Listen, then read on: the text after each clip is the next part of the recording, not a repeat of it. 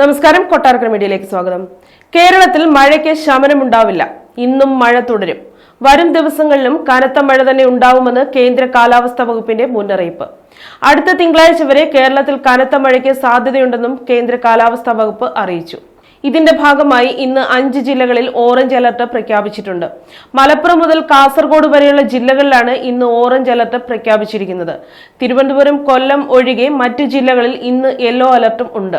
അടുത്ത ദിവസങ്ങളിൽ തെക്കൻ ചൈന കടലിലും വിയറ്റ്നാമിനും മുകളിലുള്ള ന്യൂനമർദ്ദം ബംഗാൾ ഉൾക്കടലിൽ പ്രവേശിക്കും. ഇത് വെള്ളിയാഴ്ചയോടെ പുതിയൊരു ന്യൂനമർദ്ദമായി മാറും. മലയോര മേഖലകളിൽ ജാഗ്രത വേണമെന്നും കേരള തീരത്ത് ഉയർന്ന തിരമാലയ്ക്ക് സാധ്യതയുണ്ടെന്നും അധികൃതർ മുന്നറിയിപ്പ് നൽകി. മത്സ്യബന്ധനത്തിനുള്ള വിലക്ക് തുടരുകയാണ്. തെക്കൻ ഛത്തീസ്ഗഡിലും വിദർഭയ്ക്ക് മുകളിലായി ന്യൂനമർദ്ദം സ്ഥിതി ചെയ്യുന്നുണ്ട്.